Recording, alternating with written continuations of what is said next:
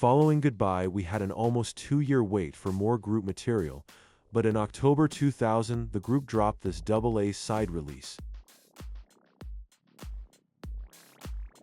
The Spice Girls had an unbelievable run of 6 consecutive #1 singles in the UK. In their days as a recording act from 1996 to 2000, they scored a massive 9 #1 hits out of 10. 2 of their 3 albums also hit #1, with only their single Stop and album Forever both peaking at #2. It was an unprecedented record which included 3 Christmas #1s in a row. Their record artwork was stunning, and I thought I'd go through these cassettes to explore the designs of the 10 singles and 3 albums that marked a generation.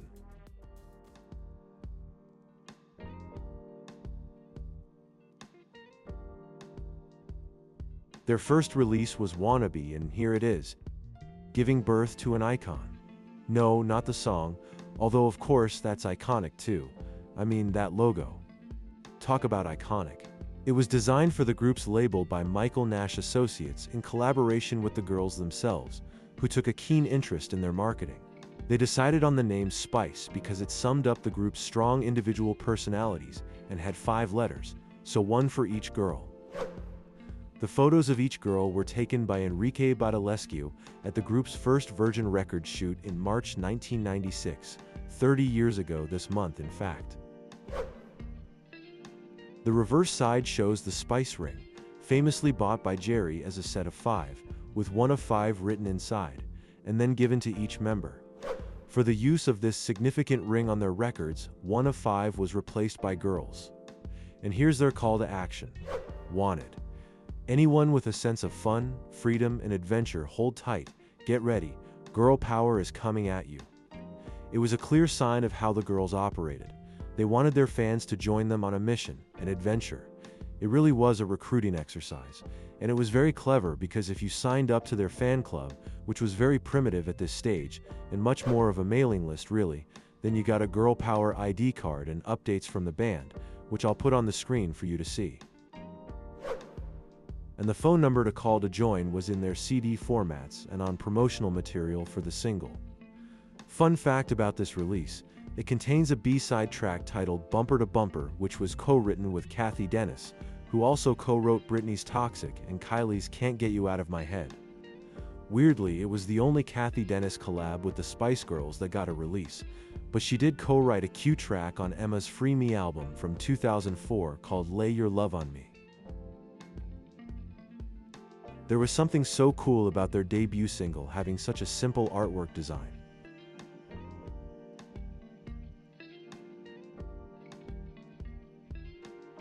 Next up is of course Say You'll Be There. In the UK this came in a plastic box, which was obviously an upgrade from Wannabe.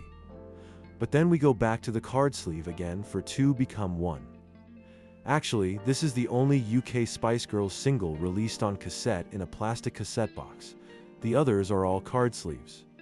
Anyway, this once again uses the white background as the majority of this cover, but with a photo of the girls by Kunihiro Takuma, which was actually the photo shoot for the album as well. So, this appears in the album on the merchandise order form. The lettering of the Spice Girls logo was switched to a yellowy gold, which now matches the real color of the Spice ring. The girls may not be in the letters this time, but it's still a strikingly bold and simple feel overall.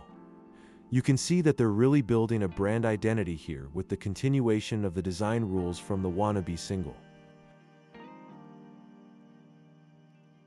Say You'll Be There was co-written with Elliot Kennedy, who also co-wrote Melanie C., and Bryan Adams' later hit in 1998, When You're Gone.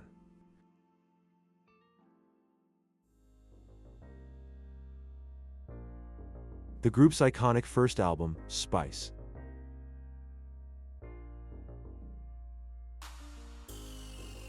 This was released just after Say You'll Be There and became the biggest selling girl group album of all time, and it still holds that record today. So the cassette format featured the album logo in a cascade formation, which was also seen on promo posters. However, the CD and vinyl formats were just in regular landscape. Each letter, once again, like Wannabe, includes a Spice Girl. Here, they're photographed by Kunihiro Takuma, which, by the way, was a photo shoot that took place in Japan. This time, each girl gets their own color in the letter, and these colors have gone on to be used in recent significant merchandise, including their Royal Mint British £5 coin. And yeah, we have the white background once again. Still on brand. This logo is iconic in its own right as it was, and still is used on so much official merchandise. There was initially some effort put into pushing the group's second album logo on their memorabilia, but it ended with the album campaign, whereas this one just stood the test of time, I guess. I do love them both, and perhaps the Spiceworld Spice Girls logo is cooler in a sense, but this one feels more nostalgic, I guess. On the spine of the inner sleeve we have the Spice ring, and actually on the CD and vinyl the ring is on the front cover. I guess because of the cascading logo they went for, which was probably to show the girls as large as possible, as this is a small item. The ring would have looked too crowded on the cover of this.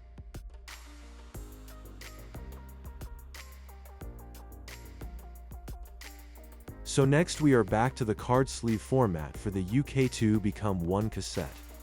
We have a third color of the Spice Girls logo here, now in pink.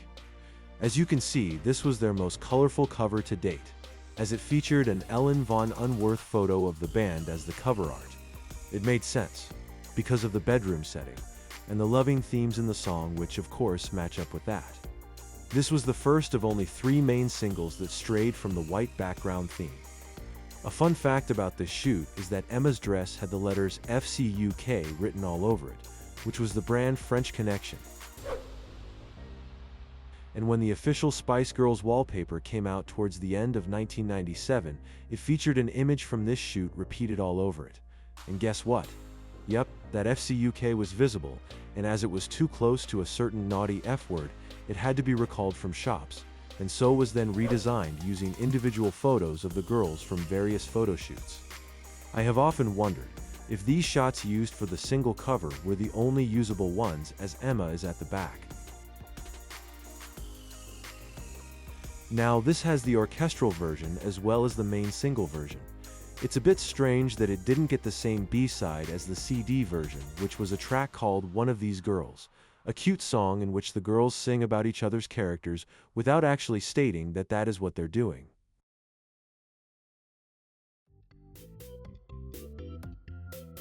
And so we find ourselves at the final single from the Spice album. This is Who Do You Think You Are and Mama, a double-A side release from March 1998. Actually, the UK cassette goes with Mama first, and therefore uses this leopard print logo. The releases that put Who Do You Think You Are as the first track use the logo in red. Promotional material of both designs exists, and both examples are in my collection. I think I prefer the leopard print one.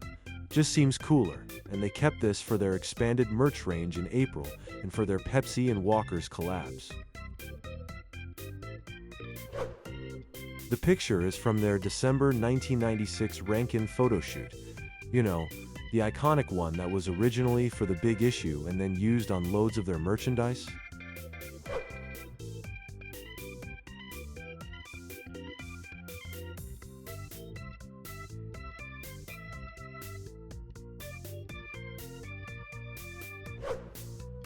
Well, yep, these chair pics were reserved from that shoot to be used on this single. So what else can we say? Well, this single was for charity.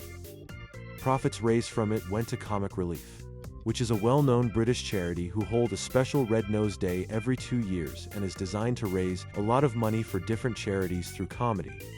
So for one special version of the Who Do You Think You Are video, the group teamed up with 5 other celebrities, including the female comedy duo French and Saunders, who basically do a Mickey take of the Spice Girls, a sort of tribute band called the Sugar Lumps, and of course a lot of fun was had with that.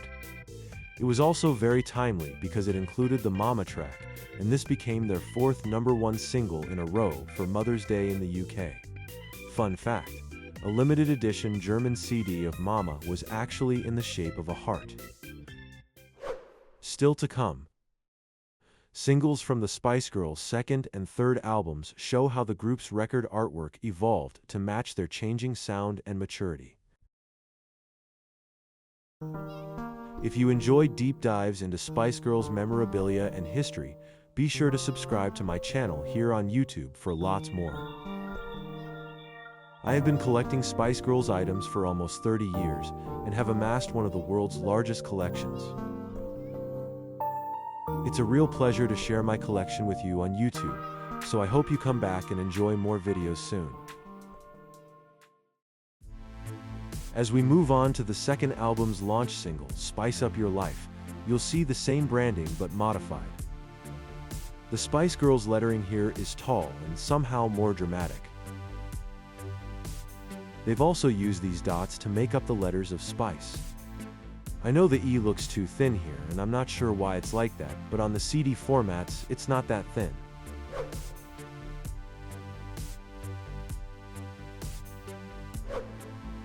So this is another rank-and-shoot pick.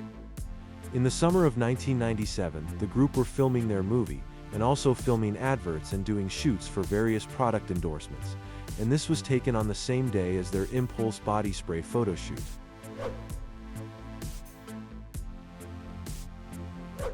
I think this artwork is perfect for this song. I know the girls wanted a vibrant and positive carnival vibe for this single, and Simon Fuller decided on the treatment for the music video, which was very dark and science fiction-esque, which I actually loved.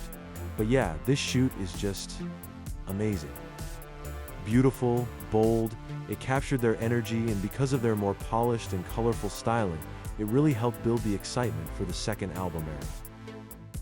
Fun fact, the B-side is Spice Invaders, which is a bunch of recordings of the girls basically messing around. There wasn't time to write and record a normal song to be the B-side to this, as the group were so busy with their movie, and Spice Up Your Life was actually filmed as a performance in the movie, as was Too Much, so those tracks had to be finished quickly. In fact, the group wrote and recorded 9 songs plus Spice Invaders during those rushed second album sessions. The album track Move Over had actually been recorded earlier in the year for the Pepsi ads. Here is Spiceworld.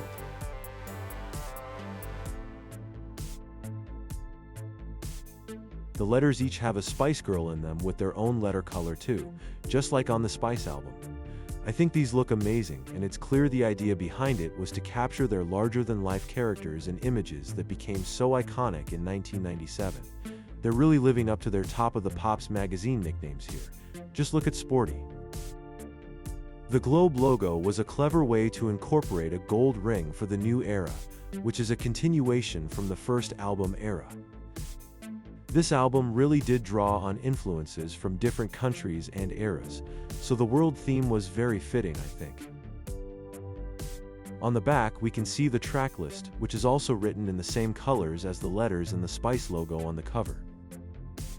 These photos here are from the same shoot, and Christoph Gestalter was the photographer. Fun fact, in Japan, this album actually included the track Step to Me, which was written for the first album and ended up as the group's exclusive promotional Pepsi single.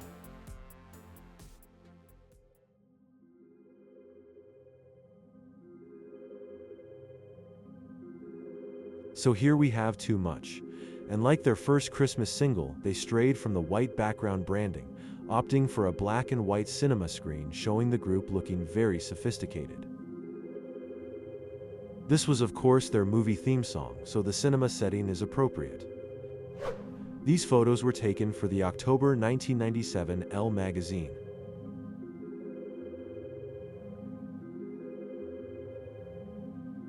But of course, the group maintained the ownership of most of their shoots and the way they're used in the cinema setting, which is much clearer to see on the single's promotional poster, is just perfect for the Too Much cover, I think.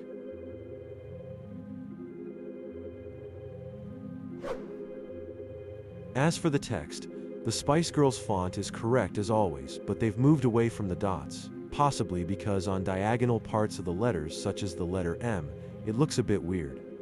Or perhaps they just wanted something less brash and more sophisticated for this single. Either way, these shots by Mark Abrahams are some of the most beautiful and classy in the group's history. Fun fact, the Too Much CDs came with promotional postcards for their upcoming PlayStation 1 game, Spiceworld.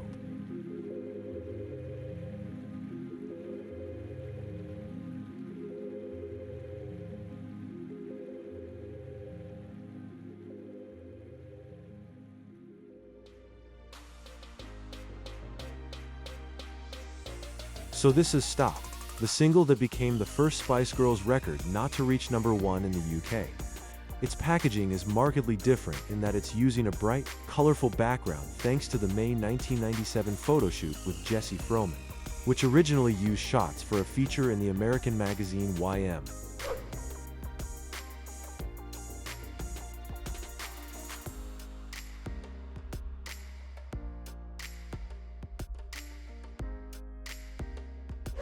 It's fun and vibrant, and I suppose it matches the feel of the song, even though the lyrics are actually an expression of the girls' frustration with their management at the time. Interestingly, they've gone back to the Spiceworld Dots logo here, which works well for the title of the single. The girls were on their world tour when this came out, and so it's quite appropriate that live recordings were included on the formats, as well as 2 live tracks from their 1997 Istanbul concerts. There's also their duet with Luther Vandross from an audience with the Spice Girls. Of course, there were no spare tracks from the Spiceworld recording sessions to use as B-sides, but the previous single Too Much did boast recently recorded B-side tracks, probably to ensure it got the Christmas #1.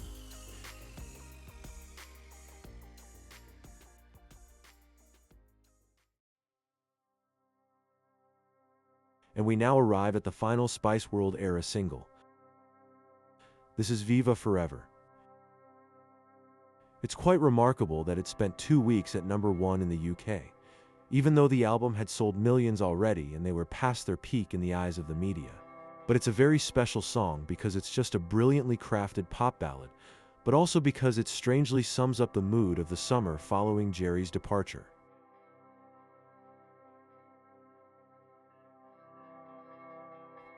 These Tin Fairy puppets were created for the accompanying music video by Aardman Animations. Having an animated music video was quite a trendy, though still unexpected choice for a music video in the 90s, and this one really came out of the blue.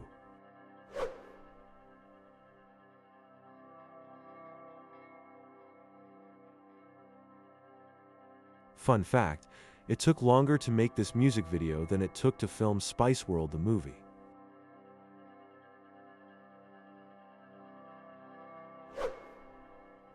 In April, the group had announced 4 stadium concerts in England to mark the end of their huge world tour, and their logo had an update which used the Union Jack flag in the letters. This theme continued to their Viva Forever single, and it ties in nicely with the wings of the Jerry Fairy. As you can see, blue and red continued on the back. This single included more live recordings instead of traditional B-sides. Again, it's because the group had not recorded any extra songs during sessions for this album. And so it became quite a nice memento of the tour as well as a brilliant single.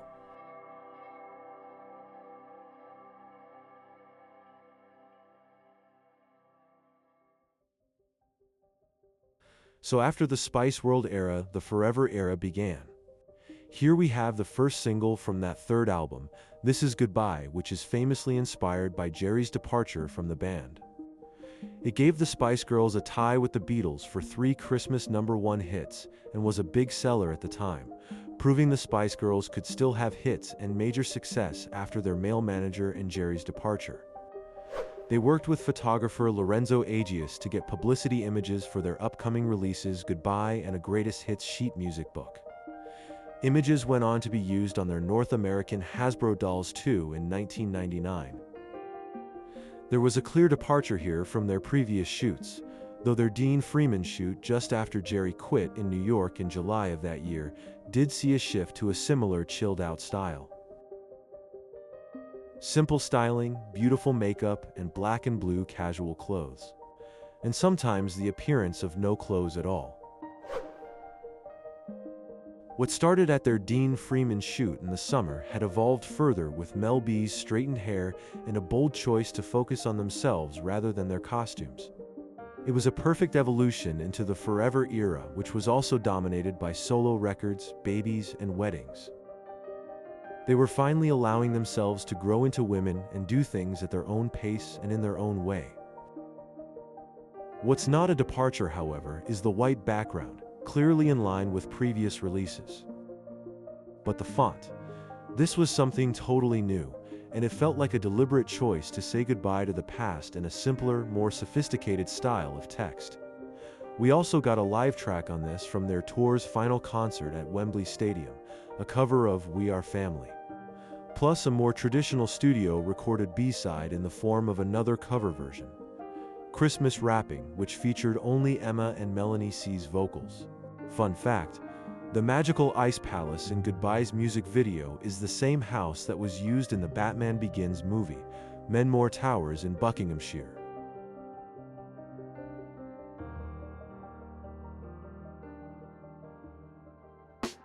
Following Goodbye, we had an almost 2-year wait for more group material, but in October 2000, the group dropped this double-A side release,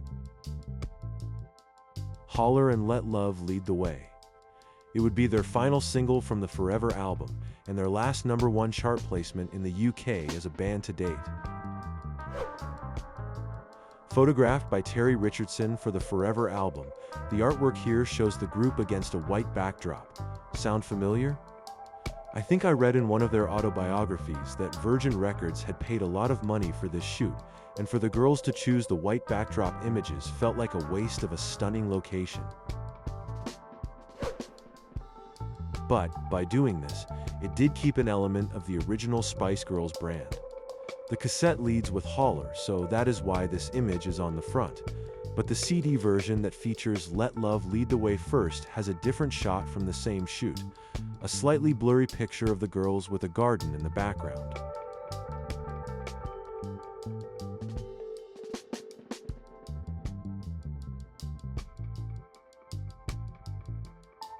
It's a great picture and makes sense for the title of the song Holler, as they all appear to be screaming.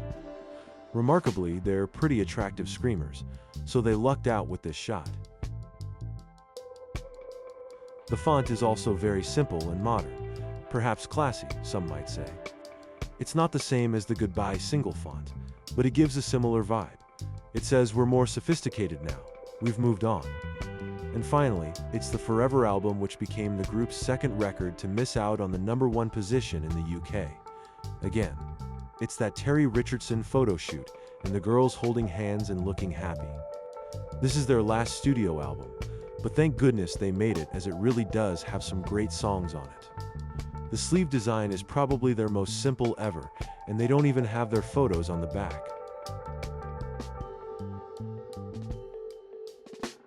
So not much to say about the design of this, except to say its minimal style was of the time. I did personally miss the ring that had appeared on their previous albums. It would have been nice, but perhaps we could see Jerry's departure as a divorce, so maybe the ring feature was discarded. Or perhaps the new designer, Vince Frost, made a decision not to include a ring. A ring saying Forever would have been cool, I think. Oh, and one last thing. You think the girls weren't represented in their Forever album logo? Well, count the circles and the letters. So that's it. All 10 singles and 3 albums from the band's heyday. I hope you enjoyed going through these with me. Their designs really tell us a lot about the group's artistic visions throughout their career. I'd love to know your thoughts on their record artwork, so please drop your comments below, and if you liked this, please tap the like button and subscribe to my channel if you haven't already. There's so much to discuss and share with you, so don't miss out. Thank you so much for watching. Until next time, stay spicy.